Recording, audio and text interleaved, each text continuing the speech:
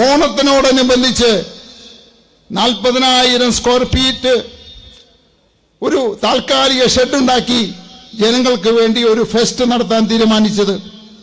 അവിടെ ലഭിക്കുന്ന എല്ലാ സാധനങ്ങളും 50% വില കുറച്ച് കിട്ടുക. അങ്ങനെ 2014 ഓഗസ്റ്റ് 22-ാം തീയതി ആ മേള ഉദ്ഘാടനം ചെയ്യാമെന്ന് അന്നത്തെ ഭക്ഷ്യമന്ത്രിയായിരുന്ന അനൂപ് ജേക്കബ് തീരുമാനിക്കുകയും, പക്ഷേ അത് രാഷ്ട്രീയക്കാർ ഇടപെട്ട് അതിനെ തടഞ്ഞു. ഞങ്ങൾ 4 മണിയായി, ഉദ്ഘാടന മന്ത്രി എത്തിയില്ല. മന്ത്രി പറഞ്ഞു ഞാൻ വരില്ല, അവിടെ ചില പ്രശ്നങ്ങളുണ്ട്. അങ്ങനെ ഇരിക്കുമ്പോഴാണ് അതിലെ ഒരു ബിഷപ്പ് പോയത്. ആ ബിഷപ്പിനെ വിളിച്ചു, ഇതൊന്ന് ഉദ്ഘാടനം ചെയ്യാമോ എന്ന് ചോദിച്ചു. അങ്ങനെ ആ ബിഷപ്പ് ഉദ്ഘാടനം ചെയ്തു. പക്ഷേ 1 മണിക്കൂർ ആ സ്റ്റാള് മുന്നോട്ട് പോകാൻ സാധിച്ചില്ല. SDPIക്കാരും കോൺഗ്രസുകാരും പഞ്ചായത്ത് സെക്രട്ടറിയും പോലീസ് സന്നാഹത്തോടു കൂടി എത്തി അവിടെയും സ്റ്റോപ്പ് മെമ്മോ പതിപ്പിച്ചു. ആ സമയത്ത് ഇതുപോലെ 4000-ഓളം ആളുകൾ ആ സ്റ്റാളിനകത്തുണ്ട്. സ്ത്രീകളും കുട്ടികളും പ്രായമായിട്ടുള്ളവരും അടക്കം എല്ലാവരും വളരെ സങ്കടത്തിലായി. പുറത്ത് പോലീസ് സംവിധാനം, SDPIക്കാര് അങ്ങനെ അക്രമാസക്തമായിട്ട് നിൽക്കുന്നു, അകത്തും അക്രമാസക്തമായിട്ട് നിൽക്കുന്നു. പുറത്തേക്ക് വിടാതെ ഞങ്ങൾ എല്ലാവരും തടഞ്ഞു. രാത്രി 12 മണിയായി. എല്ലാവരും കരഞ്ഞുകൊണ്ട് പറഞ്ഞു, സാറേ അധികാരമുള്ളത് കൊണ്ടല്ലേ ഇവർ ഈ വൃത്തികേട് കാണിക്കുന്നത്, ഈ അധികാരം നമുക്ക് എടുക്കണം എന്ന് പറഞ്ഞ് 2014 ഓഗസ്റ്റ് 22-ാം തീയതി രാത്രി 11 മണിക്കാണ് 2020 എന്ന പ്രസ്ഥാനം ഇലക്ഷനിൽ മത്സരിക്കാൻ തീരുമാനമെടുത്തത്. അന്ന് തീരുമാനിച്ചു 2015 പഞ്ചായത്ത് തെരഞ്ഞെടുപ്പില് കിഴക്കമ്പലം പഞ്ചായത്തിലെ 19 വാർഡുകളിൽ നമ്മൾ സ്ഥാനാർത്ഥിയെ നിർത്തി കഴിഞ്ഞപ്പോ അവിടുത്തെ കമ്മ്യൂണിസ്റ്റും കോൺഗ്രസും SDPIയും PDPയും വെൽഫെയർ പാർട്ടിയും എല്ലാം ഒന്നിച്ചു. 2020 ഒരു ഭാഗത്ത്, മറ്റ് 7 പാർട്ടികളും മറുഭാഗത്ത്. ജനങ്ങൾ 2020യോടൊപ്പം നിന്നു. 72% വോട്ട് നൽകി കിഴക്കമ്പലം പഞ്ചായത്തിലെ 17 വാർഡുകളും വിജയിച്ചുകൊണ്ട് പഞ്ചായത്തിന്റെ ഭരണം 2020 ഏറ്റെടുത്ത ഇന്ത്യയിലെ തന്നെ ഒരു കോർപ്പറേറ്റ് സംവിധാനത്തില് രാഷ്ട്രീയത്തിന് അതീതമായിട്ട് ഒരു പ്രസ്ഥാനം ഒരു പഞ്ചായത്തിന്റെ അധികാരം ഏറ്റെടുക്കുകയാണ് ഉണ്ടായത്. ഞാൻ അന്ന് അധികാരം ഏറ്റെടുക്കുമ്പോ 39 ലക്ഷം കടമാക്കി വെച്ചതുകൊണ്ടാണ് ഇതിന്റെ മുൻ ഭരണസമിതി ഇറങ്ങിപ്പോയത്. 5 വർഷം ഭരിച്ചു. റോഡുകളെല്ലാം BMPC ആക്കി. 2000-ഓളം വീടുകൾ പണിതു. തോടുകളെല്ലാം ക്ലീൻ ചെയ്തു. കൃഷി വീണ്ടും കൊണ്ടുവന്നു. കേരളത്തിലെ എന്നല്ല ഇന്ത്യയിലെ തന്നെ 2,72,000 പഞ്ചായത്തുകളിൽ നടക്കുന്നതിനേക്കാൾ വലിയൊരു വികസനം ഞങ്ങൾ കൊണ്ടുവന്നു. 2020 അധികാരം പൂർത്തിയാക്കുന്ന സമയത്ത് 13,57,00,000 രൂപ ബാങ്കിൽ നിക്ഷേപമിട്ടുകൊണ്ടാണ് ഭരണം ഞങ്ങൾ അവസാനിപ്പിച്ചത്. അപ്പോൾ ആളുകൾ പറഞ്ഞു 2020 തന്നെ മത്സരിക്കണം, സമീപ പഞ്ചായത്തുകൾ മത്സരിക്കണം. അങ്ങനെയാണ് കിഴക്കമ്പലം കൂടാതെ സമീപത്തുള്ള 4 പഞ്ചായത്തുകൾ മത്സരിച്ചത്.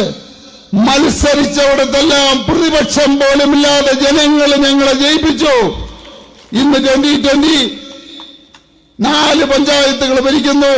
വെങ്ങോല പഞ്ചായത്തിൽ പ്രതിപക്ഷ സ്ഥാനത്തിരിക്കുന്നു എന്നുള്ളതാണ്. പ്രിയപ്പെട്ടവരെ, നമുക്കറിയാം ഇന്ന് ഈ വേദിയിൽ നിൽക്കുമ്പോ അല്ലെങ്കിൽ ഈ സ്റ്റേജ് ഇതേ രീതിയിൽ ആക്കേണ്ടി വന്ന സാഹചര്യമുണ്ട്. അതെന്താണെന്ന് നിങ്ങൾക്ക് എല്ലാവർക്കും അറിയാം. 2021 കുന്നത്തുനാടിലെ ജനങ്ങൾക്ക് വലിയൊരു കയ്യബദ്ധം പറ്റി. മനുഷ്യനും മൃഗവുമല്ലാത്ത ഒരു ജന്തുവിന് അവര് ജന്മം കൊടുത്തു.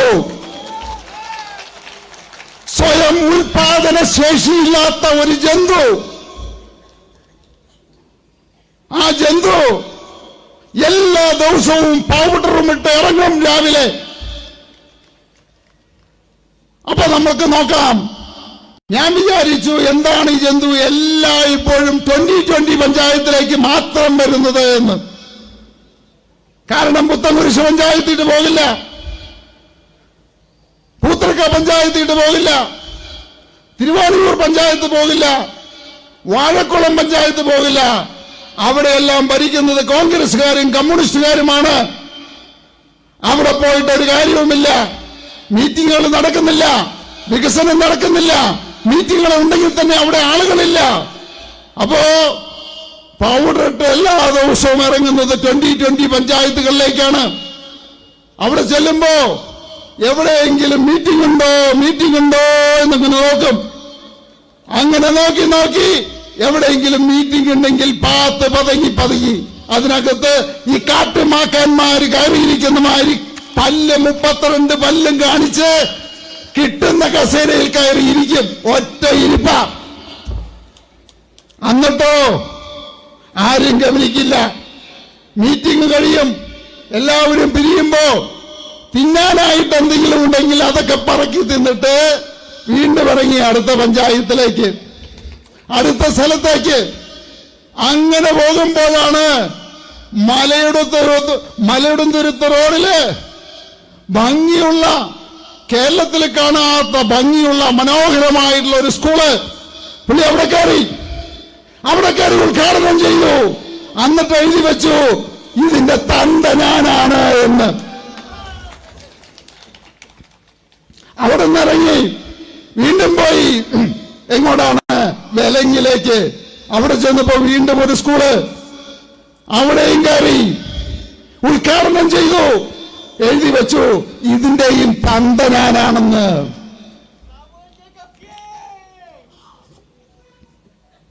അങ്ങനെ പോകുമ്പോഴാണ് ഒരു സ്ഥലത്ത് പട്ടി പ്രസവിച്ച് കിടക്കുന്നത് കണ്ടത്. പുള്ളി അവിടെയും കയറി ഉദ്ഘാടനം ചെയ്തു.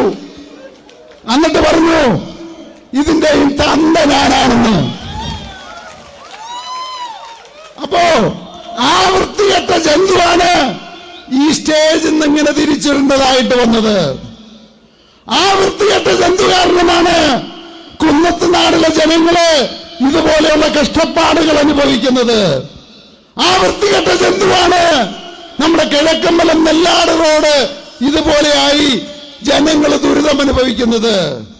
ആ ജന്തു കാരണമാണ് എരപ്പമ്പാറ അനിലിച്ചോട് റോഡ് പണിയാൻ സാധിക്കാത്തത്. അതുപോലെ തന്നെ പല റോഡുകളും ഇന്ന് പണിയാൻ സാധിക്കാതെ കിടക്കുന്നു. അപ്പൊ പ്രിയപ്പെട്ടവരെ, നമ്മളൊരു കാര്യം മനസ്സിലാക്കണം. ഈ അബദ്ധം ഇനി 2026 നമുക്ക് സംഭവിക്കരുത്.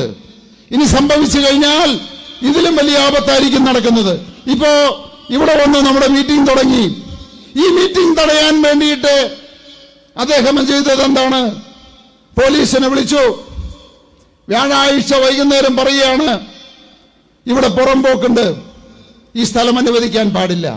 ഇതിന് അനുവാദം മേടിച്ചു. പോലീസ് അനുവാദം തന്നതാണ്. എല്ലാ പരിപാടികളുമായിട്ട് മുന്നോട്ട് പോയതാണ്. അപ്പോഴാണ് അങ്ങനെ വരുന്നത്. രാത്രി 9 മണിക്ക് വെള്ളിയാഴ്ച രാവിലെ കോടതിയെ സമീപിക്കുകയാണ്. സാധാരണ രീതിയിൽ കോടതി ഒരു ദിവസം ഇങ്ങനെയുള്ള കാര്യങ്ങൾ എടുക്കാറില്ല. പക്ഷെ കോടതി എടുത്തു. ഉച്ചമണിക്ക് ഫോണിൽ കൂടി പോലീസിനോട് റിപ്പോർട്ട് എടുക്കാൻ പറയുകയാണ്. 4 മണിക്ക് കോടതി പറഞ്ഞു, ഇവിടെ നവകേരള സദസ്സ് നടത്തിയെങ്കിൽ 2020 നടത്താനായിട്ടുള്ള അവകാശമുണ്ട്. അതുകൊണ്ട് ഒരു പോലീസും ഇതിനെ തടയാൻ പാടില്ല, അവരെ ഒരു രീതിയിലും തടസ്സപ്പെടുത്താൻ പാടില്ല എന്നുള്ള ഉത്തരവ് നൽകിയത് കൊണ്ടാണ് ഇന്ന് ഈ സ്റ്റേജിൽ നമുക്ക് നിൽക്കാൻ സാധിച്ചത്. പ്രിയപ്പെട്ടവരെ, 2012 മുതൽ ഇന്ന് വരെ ഞാൻ ഈ നിങ്ങളുടെ മുന്നിൽ നിൽക്കുന്ന ഇന്ന് വരെ നോക്കിക്കഴിഞ്ഞാൽ എനിക്കറിയാം, എനിക്ക് വ്യവസായിയായ എനിക്ക് ഒരിക്കലും രാഷ്ട്രീയക്കാരന്റെ ആവശ്യമില്ല. എനിക്ക് അധികാരത്തിലേക്ക് വരേണ്ട ആവശ്യമില്ല. ഈ നാട് നന്നാക്കേണ്ട ആവശ്യം എനിക്കില്ല. പക്ഷേ ഈ പാവപ്പെട്ടവരുടെ മനസ്സ്, അവരുടെ മുഖം കാണുമ്പോ ഇതിൽ നിന്ന് ഒളിച്ചോടാൻ എനിക്ക് സാധിക്കുന്നില്ല. അതുകൊണ്ടാണ് എല്ലാ തടസ്സങ്ങളും അതിജീവിച്ചുകൊണ്ട് ഞാൻ മുമ്പോട്ട് പോകുന്നത്. നമുക്കറിയാം, ഇന്ന് കേരളം വലിയൊരു കടത്തിലാണ്. 2020 AK ആന്റണി ഭരിക്കുമ്പോ കേരളത്തിന്റെ കടം 25,000 കോടിയായിരുന്നു. 5 വർഷം കഴിഞ്ഞ് ഭരണം പൂർത്തിയാക്കുമ്പോ ആ കടം 48,000 കോടിയായി. വീണ്ടും 5 വർഷം കമ്മ്യൂണിസ്റ്റ് പാർട്ടിക്കാർ ഭരിച്ചു. ആ കടം അവർ 83,000 കോടിയാക്കി. അവിടെ നിന്ന് 1,60,60,000 ആയി. ഓരോ 5 വർഷം കഴിയുമ്പോഴും കടം ഇരട്ടിക്കുന്നു. അങ്ങനെ 58 വർഷം കമ്മ്യൂണിസ്റ്റുകാരും കോൺഗ്രസുകാരും കേരളം ഭരിച്ചു കഴിഞ്ഞപ്പോ കേരളത്തിന്റെ കടം 1,68,000 കോടിയായി ഉയർന്നു. കേരളത്തിലുള്ള ഓരോ മലയാളിയും 50,000 രൂപ കടക്കാരനായി മാറി.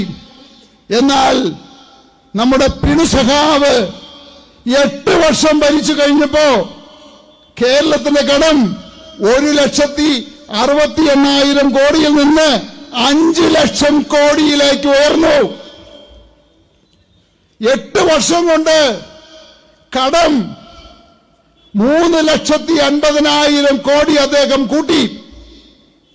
ഇന്ന് കേരളം മുന്നോട്ട് പോകുന്നത് ഒരു ദിവസം 200 കോടി രൂപ കടമെടുത്തുകൊണ്ടാണ്.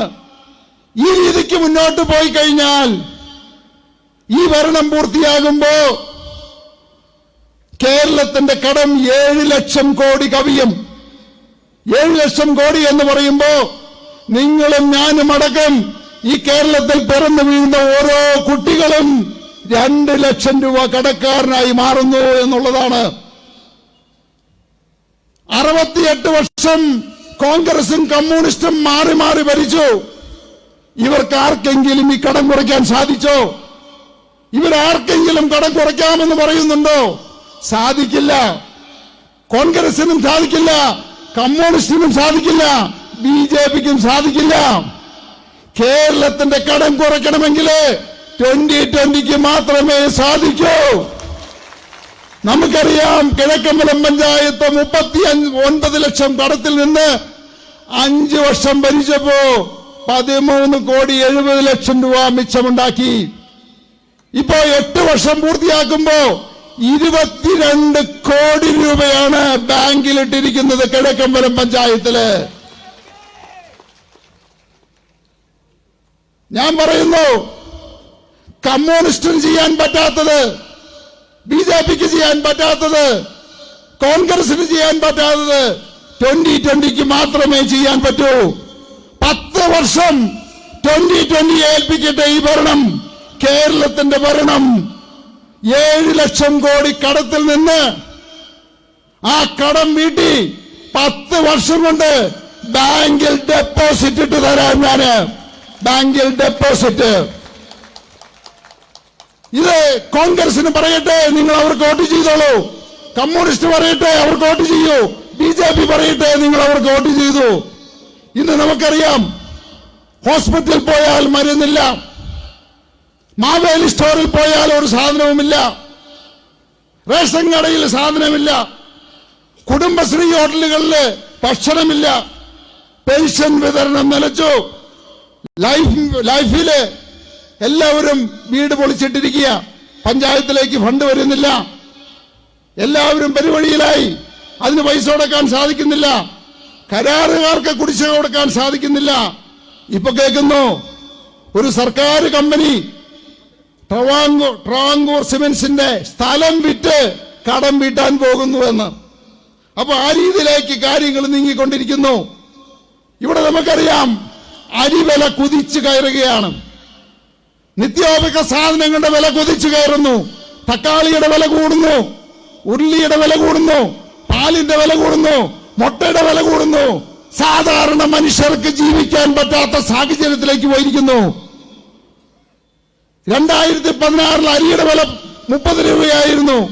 ഇപ്പൊ 66 രൂപയിലേക്ക് പോയി. 2020 10 വർഷമായിട്ട് ഇന്നും 28 രൂപയ്ക്കാണ് അരി വിൽക്കുന്നത്. 2016 30 രൂപയായിരുന്നു 1 ലിറ്റർ പാലിന്റെ വില. ഇന്ന് 56 രൂപയായി മാറിയിരിക്കുന്നു പിണറായി ഭരണം കൊണ്ട്. 2020 28 രൂപയാണ് ഇന്നും വില, അന്നും വില കൂടിയിട്ടില്ല. അപ്പോ തക്കാളിക്ക് വില കൂടുന്നു, ഉള്ളിക്ക് വില കൂടുന്നു, പാലിന് വില കൂടുന്നു. ഈ വിലക്കയറ്റത്തെ പിടിച്ചു നിർത്താൻ ഇവർക്ക് ആരെങ്കിലും സാധിക്കുന്നുണ്ടോ? കോൺഗ്രസിന് സാധിക്കുമോ? കമ്മ്യൂണിസ്റ്റിന് സാധിക്കുമോ? ബിജെപിക്ക് സാധിക്കുമോ? സാധിക്കില്ല. ഈ വിലക്കയറ്റം പിടിച്ചു നിർത്താൻ 2020 മാത്രമേ സാധിക്കൂ. 2020 ഏൽപ്പിക്കട്ടെ കേരളത്തിന്റെ ഭരണം. കേരളത്തിലെ കിഴക്കമ്പലത്ത് മാത്രമല്ല, കേരളത്തിലെ എല്ലാ പഞ്ചായത്തുകളിലും 2020 മോഡൽ ഭക്ഷ്യസുരക്ഷാ മാർക്കറ്റ് നടപ്പിലാക്കി എല്ലാ നിത്യോപക സാധനങ്ങളുടെയും വില 50% വരെ കുറയ്ക്കാമെന്ന് ഞാൻ വാഗ്ദാനം ചെയ്യുന്നു. കോൺഗ്രസ് ഏറ്റെടുക്കുമോ? കമ്മ്യൂണിസ്റ്റ് ഏറ്റെടുക്കുമോ? സാധിക്കില്ല. 2020 മാത്രമേ സാധിക്കൂ. ഇത് നമുക്കറിയാം. മരുന്നുകളുടെ വില കുതിച്ചു കയറുകയാണ്. സാധാരണ മനുഷ്യൻ മരുന്ന് കിട്ടാതെ, ചികിത്സ കിട്ടാതെ മരണപ്പെടുന്നു. അതേസമയം പിണറായിയും മന്ത്രിമാരും ചികിത്സയ്ക്ക് വേണ്ടിയിട്ട് കോടികൾ മുടക്കി അമേരിക്കയിൽ പോയി ചികിത്സിക്കുന്നു. മരുന്നിന്റെ വില ഓരോ ദിവസവും കുതിച്ചു കയറുന്നു. ആർക്കും നിയന്ത്രിക്കാൻ സാധിക്കുന്നുണ്ടോ? അതിന് ഞാൻ തീരുമാനമെടുത്തു. 1 മാസത്തിനകം 2020 ഭക്ഷ്യസുരക്ഷാ മാളിനോട് ചേർന്ന് നമ്മുടെ മെഡിക്കൽ സ്റ്റോർ പ്രവർത്തനം ആരംഭിക്കുകയാണ്. 50% വരെ വില കുറയ്ക്കും. അവിടെ മരുന്നുകൾ 50% വില കുറച്ച് ഈ നാടിനെ രക്ഷിക്കാനാണ് ഞാൻ പോകുന്നത്. 2020 ഏൽപ്പിക്കട്ടെ കേരളം. ഈ മരുന്നുകളുടെ വില കേരളത്തിലെ 3.5 കോടി ജനങ്ങൾക്കും 50% വരെ വില കുറച്ച് ഞാൻ വിട്ടുതരാം. സാധിക്കുമോ കോൺഗ്രസിന്? സാധിക്കുമോ ബിജെപിക്ക്? സാധിക്കുമോ കമ്മ്യൂണിസ്റ്റിന്? പറയട്ടെ. അപ്പോ ഞാൻ ഈ പറഞ്ഞ 3 കാര്യങ്ങള് 10 വർഷം കൊണ്ട് കേരളത്തിന്റെ പൊതുകടം 7 ലക്ഷം കോടിയിൽ നിന്ന് മുഴുവനായും അടച്ചു തീർത്ത് ബാങ്കിൽ ഡെപ്പോസിറ്റ് ഇടാം. ഏറ്റെടുക്കട്ടെ ധൈര്യമുണ്ടെങ്കിൽ ഇവര്. നിത്യോപക സാധനങ്ങളുടെ വില 50% കുറയ്ക്കാം. ധൈര്യമുണ്ടോ കമ്മ്യൂണിസ്റ്റ് കോൺഗ്രസ് ഏറ്റെടുക്കാൻ? മരുന്നുകളുടെ വില 50% ഞാൻ കുറച്ചു തരാം കേരളത്തില്. ധൈര്യമുണ്ടോ ഏറ്റെടുക്കാൻ? സാധിക്കില്ല. കോൺഗ്രസിനും സാധിക്കില്ല, കമ്മ്യൂണിസ്റ്റിനും സാധിക്കില്ല. ഇന്ന് നമുക്കറിയാം കേരളത്തില് ഏതാണ്ട് 2000 കുറ്റകൃത്യങ്ങളാണ് ഒരു ദിവസം നടക്കുന്നത്. ഒരു ദിവസമാണ് 2000 കുറ്റകൃത്യങ്ങള്. എന്തിനാ 2000 കുറ്റകൃത്യങ്ങള്? ഒരു ദിവസം ഒരാള് കൊല ചെയ്യപ്പെടുന്നു. ഒരു ദിവസം ഒരാൾ കൊല ചെയ്യപ്പെടുന്നു. ഒരു ദിവസം 7 സ്ത്രീകളെ ബലാത്സംഗം ചെയ്യപ്പെടുന്നു. ഒരു ദിവസം 14 കുട്ടികളെ ലൈംഗികമായി പീഡിക്കപ്പെടുന്നു. ഒരു ദിവസം 60 സ്ത്രീകളെ ദേഹോപദ്രവം ഏൽപ്പിക്കുന്നു. ഒരു ദിവസം ഏതാണ്ട് 100ഓളം ഡ്രഗ്സ്, മയക്കമരുന്ന് കേസുകളാണ് കേരളത്തില് രജിസ്റ്റർ ചെയ്യപ്പെടുന്നത്. ഇന്ന് കേരളം മയക്കമരുന്നിന്റെ ഇന്ത്യയിലെ തന്നെ നമ്പർ 1 ഹബ്ബായി മാറിയിരിക്കുന്നു. 2023 മാത്രം 35,000 ഡ്രഗ്സ് കേസുകളാണ് കേരളത്തിൽ മാത്രം രജിസ്റ്റർ ചെയ്തിരിക്കുന്നത്. ഇവർക്ക് നിയന്ത്രിക്കാൻ പറ്റുമോ? ഇന്ന് സ്കൂളുകളിൽ മദ്യം കിട്ടും, മയക്കുമരുന്ന് കിട്ടും, കോളേജുകളിൽ കിട്ടും. എന്തുകൊണ്ട് ഇന്നത്തെ ഭരണകൂടത്തിന് നിയന്ത്രിക്കാൻ സാധിക്കുന്നില്ല? ഈ പിണറായി ഭരണകാലത്ത് ഏതാണ്ട് 55,000 ആത്മഹത്യകൾ നടന്നിട്ടുണ്ട്. 55,000 പേരാണ് ആത്മഹത്യ ചെയ്തിരിക്കുന്നത്. ഒരു ദിവസം ശരാശരി 35 പേര്, ഒരു ദിവസം 35 പേര് ആത്മഹത്യ ചെയ്തിരിക്കുന്നു. എന്തുകൊണ്ട് ഈ കുറ്റകൃത്യങ്ങൾ തടയാൻ പറ്റുന്നില്ല? എന്തുകൊണ്ട് കൊലപാതകങ്ങൾ തടയാൻ പറ്റുന്നില്ല? എന്തുകൊണ്ട് ബലാത്സംഗം തടയാൻ പറ്റുന്നില്ല? എന്തുകൊണ്ട് കുട്ടികളുടെ നേരെയുള്ള അതിക്രമങ്ങൾ തടയാൻ പറ്റുന്നില്ല? എന്തുകൊണ്ട് ഈ മയക്കമരുന്ന് തടയാൻ പറ്റുന്നില്ല? ഇതെല്ലാം തടയണമെങ്കിൽ തന്റെ ഇടമുള്ള ഭരണാധികാരികള് കേരളം ഭരിക്കണം. അങ്ങനെ നട്ടലുള്ള ഒരു നേതാക്കന്മാരും ഇന്ന് കേരളത്തിലില്ല. 2020 ഏൽപ്പിക്കട്ടെ. ഈ 2000 കുറ്റകൃത്യങ്ങള് 6 മാസം കൊണ്ട് 80% ഞാൻ കുറച്ചു തരാം. ഈ മയക്കുമരുന്ന് ഇവിടെ ആരും വിൽക്കില്ല. ഒരു സ്കൂളുകളിലും മയക്കുമരുന്ന് കിട്ടില്ല. ഒരാളും കൊല ചെയ്യപ്പെടില്ല. ഒരു സ്ത്രീകളും ബലാത്സംഗം ചെയ്യപ്പെടില്ല. അപ്പോ ഈ പറയുന്ന കുറ്റകൃത്യങ്ങള് തടയാൻ കോൺഗ്രസിനോ അല്ലെങ്കിൽ കമ്മ്യൂണിസ്റ്റിനോ ബിജെപിക്കോ സാധിക്കുമോ? പറയട്ടെ. ഈ കുറ്റകൃത്യങ്ങൾ കുറച്ചു കൊണ്ടുവരാൻ പറ്റുമോ? മയക്കുമരുന്ന് ലഭ്യത ഇല്ലാതാക്കാൻ സാധിക്കുമോ? പ്രിയപ്പെട്ടവരെ, നമ്മൾ വലിയൊരു ആപത്തിലേക്കാണ് പോയിക്കൊണ്ടിരിക്കുന്നത്. എന്ത് വിശ്വസിച്ചാണ് നമ്മൾ പ്രായമായിട്ടുള്ള പെൺകുട്ടികളെ പുറത്തേക്ക് അയക്കുക? എന്ത് വിശ്വസിച്ചാണ് നമ്മുടെ കുട്ടികളെ നമ്മൾ സ്കൂളിലേക്ക് അയക്കുക? അവര് മദ്യത്തിന് അടിമപ്പെടില്ല, അവർ ബലാത്സംഗം ചെയ്യപ്പെടില്ല. എന്തുറപ്പാണ് നമുക്കുള്ളത്? അപ്പോ നമ്മൾ ചിന്തിക്കണം, അതിനൊരു മാറ്റം വരണം. അങ്ങനെ മാറ്റം വരണമെങ്കിൽ 2020 മാത്രമേ സാധിക്കൂ. നമുക്കറിയാം, നമ്മുടെ വിദ്യാഭ്യാസ മേഖല തകർന്ന് തരിപ്പണമായിരിക്കുകയാണ്. ഏതാണ്ട് 1 ലക്ഷം വിദ്യാർത്ഥികളാണ് പഠിത്തത്തിന് വിദ്യാഭ്യാസത്തിനായിട്ട് പുറം രാജ്യങ്ങളിലേക്ക് പോകുന്നത്. 1 ലക്ഷം വിദ്യാർത്ഥികള് ഒരു വർഷമാണ് പോകുന്നത്. ഈ പോകുന്നവരാരും തിരിച്ചു വരാറില്ല. ഇവര് അന്യരാജ്യങ്ങളിൽ പോയിട്ട് 10,000 കോടി രൂപയാണ് അവരുടെ വിദ്യാഭ്യാസത്തിനായിട്ട് മറ്റു രാജ്യങ്ങളിൽ മുടക്കുന്നത്. ഇത് കേരളത്തിന് കിട്ടേണ്ട തുകയാണ്. എന്തുകൊണ്ട് കേരളത്തിന് അത് തടയാൻ സാധിക്കുന്നില്ല? ഏതാണ്ട് 2 ലക്ഷം കുട്ടികള് കേരളം വിട്ട് അന്യ സംസ്ഥാനങ്ങളിലേക്ക് പോകുന്നുണ്ട് എല്ലാ വർഷവും. ആ ഇനത്തിൽ 3,000 കോടി രൂപ കേരളം നഷ്ടപ്പെടുത്തുന്നു. ഈ പൈസയെല്ലാം മറ്റ് സംസ്ഥാനങ്ങളിൽ ചെലവാക്കപ്പെടുന്നു. അങ്ങനെ കേരളത്തിന്റെ നഷ്ടം 3 ലക്ഷം കുട്ടികള് വിദേശത്തേക്കും മറ്റ് സംസ്ഥാനങ്ങളിലേക്കും പോകുമ്പോ കേരളത്തിന് നഷ്ടപ്പെടുന്നത് 13,000 കോടി രൂപയാണ്. ആരാണ് ഇതിന് ഉത്തരവാദികള്? എന്തുകൊണ്ട് ഇതിനു മുമ്പ് 68 വർഷം ഭരിച്ച കമ്മ്യൂണിസ്റ്റിനും കോൺഗ്രസിനും ഇത് തടയാൻ സാധിച്ചില്ല?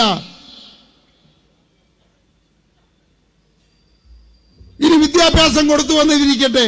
വിദ്യാഭ്യാസം നേടി തിരിച്ചു വന്നു കഴിഞ്ഞാൽ ആർക്കെങ്കിലും ഒരു തൊഴിൽ നേടാൻ ഇവിടെ സാധിക്കുമോ? ഒരു തൊഴിൽ കൊടുക്കാൻ കേരളത്തിന് സാധിക്കുമോ?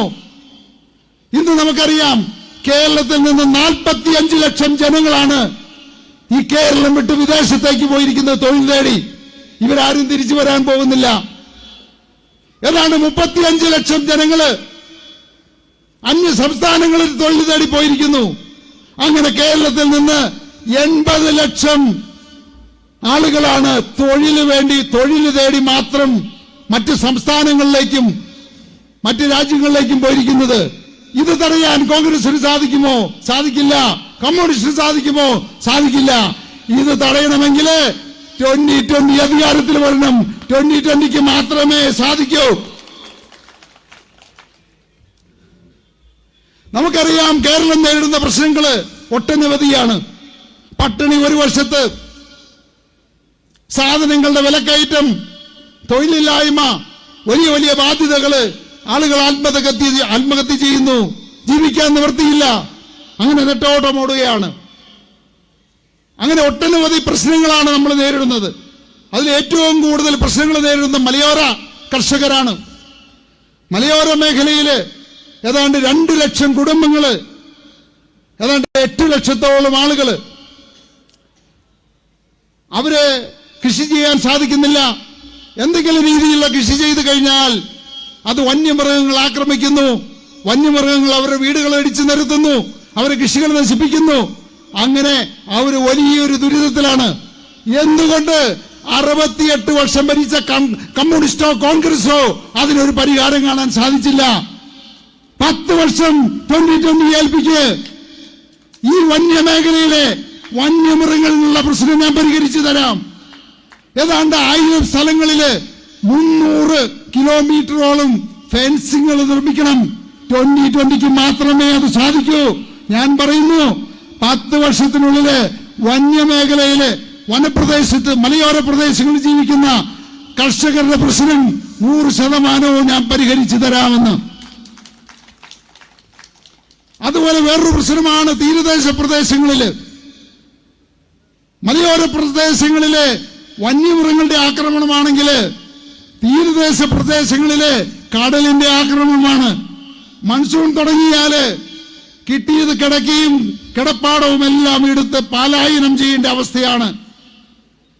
ഏതാണ്ട് 8 ലക്ഷം ആളുകളാണ് ഈ കടൽ കൈയേറ്റം വരുമ്പോ അവർക്ക് കിട്ടിയ സാധനങ്ങളുമായിട്ട് പലായനം ചെയ്യുന്നത്. 68 വർഷം ഭരിച്ച കോൺഗ്രസിനോ കമ്മ്യൂണിസ്റ്റിനോ ഒരു പരിഹാരം കാണാൻ സാധിച്ചില്ല. 2020 കൊടുക്ക്.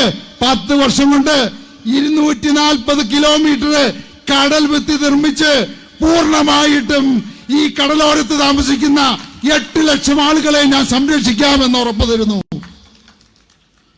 അതുപോലെ തന്നെ എറണാകുളം ജില്ലയില് നമുക്കറിയാം, നമ്മൾ നേരിടുന്ന ഏറ്റവും വലിയ പ്രശ്നമാണ് ബ്രഹ്മപുരം. അതൊരു ആറ്റം ബോംബാണ്, ഏത് സമയത്തും പൊട്ടാം. നമുക്കറിയാം, 1 വർഷം മുമ്പ് നമ്മളെല്ലാവരും ശ്വാസം മുട്ടിയതാണ്. ഭാഗ്യം കൊണ്ട് ആരും മരിച്ചില്ല. ഏത് സമയത്തും വീണ്ടും ആ അഗ്നിപർവ്വതം പോലെ അത് പൊട്ടാം. അപ്പോ നമ്മുടെ തൊട്ട് സമീപത്ത് തന്നെ എന്നും നമുക്ക് ഒരപകടമായിട്ട് നിൽക്കുന്നതാണ് ബ്രഹ്മപുരം. അത് പരിഹരിക്കാൻ ഇവർക്ക് ആർക്കും സാധിക്കില്ല, പരിഹരിക്കില്ല. കാരണം അതൊരു കറവ പശുവാണ്. ഓരോ വർഷവും 30, 40, 50 കോടിയാണ് രാഷ്ട്രീയക്കാര്, കമ്മ്യൂണിസ്റ്റ്, കോൺഗ്രസ്, അവിടെ ഭരിക്കുന്നവര്, കോർപ്പറേഷൻ ഭരിക്കുന്നവര്, സംസ്ഥാനം ഭരിക്കുന്നവര് കോടിക്കണക്കിന് രൂപയാണ് ബ്രഹ്മപുരത്തിന്റെ പേരില് കൈക്കലാക്കുന്നത്. അത് നിർത്തണം. അതിന് പരിഹാരം കാണാൻ കമ്മ്യൂണിസ്റ്റിനും സാധിക്കില്ല, കോൺഗ്രസിനും സാധിക്കില്ല. 2020 മാത്രമേ സാധിക്കുള്ളൂ. 5 വർഷത്തിനുള്ളിൽ ബ്രഹ്മപുരത്തിന് പരിഹാരമുണ്ടാക്കി ഞാൻ തരാം. സമാധാനമായിട്ട് എറണാകുളം ജില്ലയിലെ ആളുകൾക്ക് കിടക്കാനായിട്ടുള്ള സാഹചര്യം ഞാൻ ഒരുക്കി തരാം.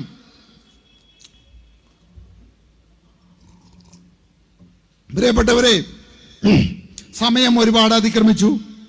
ഞാൻ അധികം നീട്ടുന്നില്ല. പക്ഷെ ഏതാനും കാര്യങ്ങൾ കൂടി പറഞ്ഞിട്ട് നിർത്തുകയാണ്. നമ്മളെല്ലാവരെയും മുൾമുനയിൽ നിർത്തിയിരിക്കുന്ന ഏറ്റവും വലിയൊരു പ്രശ്നമാണ് ഞാൻ പറയാൻ പോകുന്നത്, മുല്ലപ്പെരിയാർ. നമുക്കറിയാം, ഈ എറണാകുളം ജില്ല മാത്രമല്ല 6 ജില്ലകളെ ബാധിക്കുന്ന 95 ലക്ഷം ജനങ്ങളുടെ ജീവൻ അപഹരിക്കാവുന്ന ഒരു വൻ വിപത്ത്. ഏത് സമയത്തും എന്തും സംഭവിക്കാം. എന്തുകൊണ്ട് കമ്മ്യൂണിസ്റ്റുകാർ അതിന് പരിഹാരം കണ്ടില്ല? എന്തുകൊണ്ട് കോൺഗ്രസുകാർ പരിഹാരം കണ്ടില്ല? അവര് പരിഹാരം കാണില്ല. ഇവർക്കൊക്കെ തമിഴ്നാട്ടിൽ നിന്ന് കിട്ടുന്നത് വലിയ കിമ്പളമാണ്, കോടിക്കണക്കിന് രൂപയുടെ കിമ്പളമാണ്. പല നേതാക്കന്മാർക്കും തേരിയിലും കമ്പത്തുമെല്ലാം ആയിരക്കണക്കിന് ഏക്കറുകളാണ് ഈ മുല്ലപ്പെരിയാറിന്റെ പേരിൽ എഴുതി കിട്ടിയിരിക്കുന്നത്. അതുകൊണ്ട് ഈ 95 ലക്ഷം ആളുകളുടെ ജീവൻ കവർന്നാലും കമ്മ്യൂണിസ്റ്റുകാർ അതിന് പരിഹാരം കാണില്ല, കോൺഗ്രസുകാർ പരിഹാരം കാണില്ല. 2020 ഏൽപ്പിക്കട്ടെ. അവിടെ ഇപ്പോഴത്തെ ഡാം പൊളിച്ച് അവിടെ പുതിയൊരു ഡാം ഞാൻ നിർമ്മിച്ചിരിക്കും. 2020 നിർമ്മിച്ചിരിക്കും. ധൈര്യമുണ്ടോ കമ്മ്യൂണിസ്റ്റുകാർക്ക് അത് നിർമ്മിക്കാൻ? കോൺഗ്രസുകാർക്ക് സാധിക്കുമോ? പറയട്ടെ. തെരഞ്ഞെടുപ്പിൽ ഞങ്ങൾ ജയിപ്പിക്കാം അടുത്ത തവണ. നമുക്കറിയാം, നമ്മുടെ റോഡുകൾ കിഴക്കമ്പലം പഞ്ചായത്തില്, മറ്റ് സമീപ പഞ്ചായത്തുകളിലെല്ലാം തന്നെ നമ്മൾ ഗ്രാമീണ റോഡുകൾ അടക്കം BMBC നിലവാരത്തിലേക്ക് പോയിരിക്കുകയാണ്. ജനങ്ങളെ ബാധിക്കുന്ന ഏറ്റവും വലിയൊരു പ്രശ്നമാണ് റോഡുകൾ. ഇന്ന് നമ്മൾ അനുഭവിക്കുന്ന, പ്രത്യേകിച്ച് കിഴക്കമ്പലം കൂടി മഴുവന്നൂർ ഐക്യർനാട് കൂടി പോകുന്ന കിഴക്കമ്പലം നെല്ലാട് മൂവാറ്റുപുഴ റോഡിന്റെ അവസ്ഥ അറിയാം. 15 വർഷമായി ജനങ്ങൾ ഇരുകരയിലും ഇരുന്ന് പൊടി തിന്ന് അസുഖങ്ങള്, വലിയ വലിയ ശ്വാസം മുട്ടലുകള് ഒക്കെ ആയിട്ട് ജീവിക്കുകയാണ്. എന്തുകൊണ്ട് പരിഹാരം കാണുന്നില്ല? നമ്മുടെ ജന്തു അധികാരം ഏറ്റെടുത്തപ്പോ പറഞ്ഞു ഞാനിപ്പോ ശരിയാക്കുമെന്ന് പറഞ്ഞു. അതൊന്നും ശരിയാക്കിയില്ല, ശരിയാക്കാനും പോകുന്നില്ല. അപ്പോ ഗ്രാമീണ റോഡുകളടക്കം 2020 അധികാരത്തിൽ വരട്ടെ, എല്ലാ റോഡുകളും BMBC നിലവാരത്തിലേക്ക് വരും. ഇത് നമ്മുടെ ഇലക്ട്രിക് പോസ്റ്റുകളിൽ നമുക്കറിയാം ഏറ്റവും ആധുനികമായ LED ലാമ്പുകളാണ് ഇട്ടിരിക്കുന്നത്. ഏതാണ്ട് 40,000 ലൈറ്റുകൾ നമ്മൾ സ്ഥാപിച്ചു 4 പഞ്ചായത്തുകളിലായിട്ട്. ഇപ്പൊ 5ാമത്തെ പഞ്ചായത്ത് വെങ്ങോലയിലേക്ക് നീങ്ങിയിരിക്കുകയാണ് നമ്മള്. കേരളത്തില് 95 ലക്ഷം പോസ്റ്റുകളുണ്ട്, വൈദ്യുതി പോസ്റ്റുകളുണ്ട്. അതില് 10 ലക്ഷം ലൈറ്റുകളാണ് കത്തുന്നതുള്ളൂ. 85 ലക്ഷം ലൈറ്റുകളും കത്തുന്നില്ല. 2020 അധികാരത്തിൽ കയറട്ടെ, 5 വർഷം കൊണ്ട് 95 ലക്ഷം പോസ്റ്റുകളിലെയും ലൈറ്റുകൾ ഞാൻ കത്തിക്കും. ഇവിടെ 12 ലക്ഷം റബ്ബർ കർഷകരുണ്ട്. ഏറ്റവും കൂടുതൽ യാതന അനുഭവിക്കുന്ന, ആത്മഹത്യയുടെ വക്കിലെത്തിയിരിക്കുന്നവരാണ് റബ്ബർ കർഷകര്. കേരള സർക്കാരിനൊന്നും ചെയ്യാൻ സാധിച്ചിട്ടില്ല. മാറി മാറി വരുന്ന സർക്കാരുകള് ഓരോ മോഹന വാഗ്ദാനങ്ങൾ കൊടുക്കും, വോട്ട് മേടിക്കും. പക്ഷേ തെരഞ്ഞെടുപ്പ് കഴിയുമ്പോൾ എല്ലാം മറക്കും. പലരും ആത്മഹത്യയുടെ വക്കിലാണ്. അതുപോലെ തന്നെയാണ് 3 ലക്ഷത്തോളം വരുന്ന നെൽകർഷകര്. കുട്ടനാടും പാലക്കാടുമെല്ലാം നെല്ല് വിളവെടുപ്പ് പോലും എടുക്കാതെ മനുഷ്യര്, അവിടുത്തെ കൃഷിക്കാരെ അത് ഉപേക്ഷിക്കേണ്ടതായിട്ട് വരുന്നു. സർക്കാരിന്റെ അനാസ്ഥയാണ്. ഇതിന് പരിഹാരം കാണാൻ ആർക്കും സാധിച്ചിട്ടോ? 2020 വരട്ടെ, റബ്ബർ കർഷകരുടെ അല്ല, നെൽകർഷകരുടെ അല്ല, എല്ലാ കർഷകരുടെയും പ്രശ്നങ്ങൾ ഞങ്ങൾ പരിഹരിക്കും. അതുപോലെ തന്നെയാണ് 2 ലക്ഷത്തോളം വരുന്ന മത്സ്യത്തൊഴിലാളികള്. മഴ പെയ്തു കഴിഞ്ഞാൽ അവരുടെ കുടുംബങ്ങൾ പട്ടിണിയാണ്. 2 ലക്ഷത്തോളം കുടുംബങ്ങൾ എന്ന് പറയുമ്പോൾ 8 ലക്ഷത്തോളം ആളുകളുണ്ട്. അവരെയും ശ്രദ്ധിക്കാൻ ആരുമില്ല. അവർക്ക് ഡീസലിന് സബ്സിഡി ഉണ്ടായിരുന്നു, അതെടുത്തു കളഞ്ഞു. അപ്പോ അതിനും പരിഹാരം കാണേണ്ടതായിട്ടുണ്ട്. നമ്മൾ പറയുന്നു 2020 അധികാരത്തിൽ വന്നാൽ ഈ 2 ലക്ഷത്തിൽ വരുന്ന മത്സ്യത്തൊഴിലാളികളുടെ പ്രശ്നങ്ങൾക്ക് പരിഹാരം കാണുമെന്ന്. സ്വകാര്യ ആശുപത്രിയിലെ നഴ്സുമാര് മിനിമം വേജസ് നടപ്പിലാക്കണം എന്ന് പറയാൻ തുടങ്ങിയിട്ട് വർഷങ്ങളായി. ആരും നടപ്പിലാക്കിയില്ല. കോൺഗ്രസ് നടപ്പിലാക്കില്ല, കമ്മ്യൂണിസ്റ്റ് നടപ്പിലാക്കില്ല. കാരണം എല്ലാ ആശുപത്രിക്കാരും വലിയ വലിയ തുകയാണ് രാഷ്ട്രീയക്കാർക്ക് സംഭാവന ചെയ്യുന്നത്. അതുകൊണ്ട് ഈ പാവം നഴ്സുമാർക്ക് അല്ലെങ്കിൽ ആ തൊഴിലാളികളുടെ അവരെ സംരക്ഷിക്കാൻ ആരുമില്ല. 2020 അധികാരത്തിൽ വന്നാൽ ആദ്യം ചെയ്യാൻ പോകുന്നത് അത് തന്നെയായിരിക്കും. ആ മിനിമം വേജസ് നടപ്പിലാക്കുക, അത് മാന്യമായിട്ട് അവർക്ക് ജീവിക്കാനായിട്ടുള്ള ഒരു സാഹചര്യം ഉണ്ടാക്കുക. ഇനിയാണ് നമുക്ക് എല്ലാവരും കാത്തിരിക്കുന്ന ഒരു കാര്യം. എല്ലാവരും കുറെ കാലങ്ങളായിട്ട് പറയാൻ തുടങ്ങി. നമുക്കറിയാം ക്ഷേമ പെൻഷൻ 1300 രൂപ ക്ഷേമ പെൻഷൻ കൊടുക്കാം, ക്ഷേമ പെൻഷൻ കൂട്ടാമെന്നെല്ലാം പറഞ്ഞ് അധികാരത്തിലേറിയ LDF സർക്കാർ 1300 രൂപ പോലും ഇപ്പൊ 4 മാസമായിട്ട് കൊടുക്കാൻ സാധിച്ചിട്ടില്ല. ഈ ക്ഷേമ പെൻഷൻ മാത്രം കരുതി മരുന്ന് മേടിക്കാനും ഭക്ഷണം മേടിക്കാനും റേഷൻ മേടിക്കാനും വിചാരിച്ചിരുന്നവർക്ക് ഇവരെല്ലാവരും ഇന്ന് പട്ടിണിയിലാണ്, കുടുംബ പട്ടിണിയിലാണ്. മരുന്ന് മേടിക്കാൻ സാധിക്കുന്നില്ല, ചികിത്സയ്ക്ക് പോകാൻ സാധിക്കുന്നില്ല. ഞങ്ങൾ വാഗ്ദാനം ചെയ്യുന്നത് അതല്ല. 60 വയസ്സിന് മേലെയുള്ള അർഹതപ്പെട്ട എല്ലാവർക്കും 5 വർഷത്തിനുള്ളിൽ 5000 രൂപ പെൻഷൻ കൊടുക്കും. LDFന് പറയാൻ സാധിക്കുമോ? കോൺഗ്രസിന് പറയാൻ സാധിക്കുമോ? കാരണം 1300 രൂപ പോലും കൊടുക്കാൻ സാധിക്കാത്തവര് എങ്ങനെ 5000 രൂപ കൊടുക്കാമെന്ന് പറയും? ഇനി കൊടുക്കാമെന്ന് പറഞ്ഞാൽ ആരെങ്കിലും വിശ്വസിക്കുമോ? അതിനേക്കാൾ വലിയൊരു സാമൂഹ്യമായിട്ട് മനുഷ്യത്വപരമായിട്ട് കാണേണ്ട ഒരു വിഭാഗമാണ് നമ്മുടെ 8 ലക്ഷത്തോളം വരുന്ന ഭിന്നശേഷിക്കാരായിട്ടുള്ള ആളുകൾ. നമുക്കറിയാം നമ്മുടെ സമൂഹത്തില് 8 ലക്ഷത്തോളം ആളുകള് ഭിന്നശേഷിക്കാരായിട്ടുണ്ട്. ഒരു വീട്ടില് ഓട്ടിസം ബാധിച്ച അല്ലെങ്കിൽ ഏതെങ്കിലും രീതിയിലുള്ള ഭിന്നശേഷിയുള്ള ഒരാളുണ്ടായി കഴിഞ്ഞാൽ മാത്രമേ നമുക്കതിന്റെ ബുദ്ധിമുട്ട് മനസ്സിലാകുകയുള്ളൂ. ഇവരെ ആരും ശ്രദ്ധിക്കുന്നില്ല, ഇവരുടെ കാര്യങ്ങൾ ആരും പരിഹരിക്കുന്നില്ല. കാരണം അവർക്ക് പലർക്കും വോട്ടില്ല. വോട്ടുണ്ടായാലും ചെയ്യാൻ സാധിക്കില്ല. അപ്പോ 2020 അധികാരത്തിൽ വരട്ടെ, ഇവരുടെ കാര്യമായിരിക്കും ആദ്യം പരിഗണിക്കുക. എല്ലാ ഭിന്നശേഷിക്കാർക്കും 8 ലക്ഷത്തോളം വരുന്ന ഭിന്നശേഷിക്കാർക്ക് 5000 രൂപ പെൻഷൻ ഏർപ്പാട് ചെയ്യും. ഇപ്പോ ഇവിടെ നിൽക്കുന്ന പോലീസുകാരടക്കം നമുക്കറിയാം, 5 ലക്ഷത്തോളം വരുന്ന സർക്കാർ ഉദ്യോഗസ്ഥന്മാര് രാഷ്ട്രീയക്കാരുടെ ചട്ടകങ്ങളാണ്. അവര് പറയുന്ന കാര്യങ്ങള് അവരുടെ ആഗ്രഹങ്ങൾക്കനുസരിച്ച് ചെയ്തില്ല എങ്കിൽ അവരെ കാസർഗോഡിലേക്ക് ട്രാൻസ്ഫർ ചെയ്യും, അല്ലെങ്കിൽ പണിഷ്മെന്റ് ട്രാൻസ്ഫർ കൊടുക്കും, അവരെ അങ്ങനെ മാനസികമായിട്ട് പീഡിപ്പിക്കും. 5 ലക്ഷത്തോളം വരുന്ന സർക്കാർ ഉദ്യോഗസ്ഥരെല്ലാവരും അവരുടെ കുടുംബവും വലിയൊരു മാനസിക സമ്മർദ്ദത്തിലാണ് ഈ തൊഴിൽ ചെയ്യുന്നത്.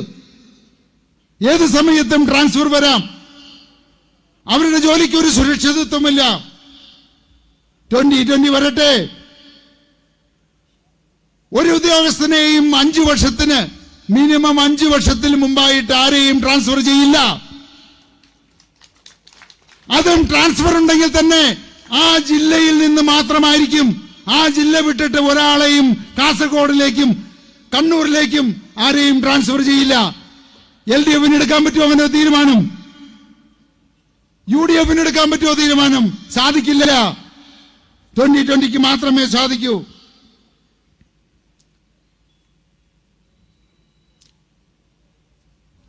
നമുക്കറിയാം, കഴിഞ്ഞ 2 മാസക്കാലമായിട്ട് ഏതാണ്ട് 1.5 കോടി രൂപയുടെ ഒരു ബസ് ഉണ്ടാക്കി. ആ ബസ്സില് ഒരു കക്കൂസ് ഉണ്ടായിരുന്നു എന്നാണ് എല്ലാവരും പറയുന്നത്. ഞാൻ മനസ്സിലാക്കിയത് 22 കക്കൂസ് അതിലുണ്ടായിരുന്നത്.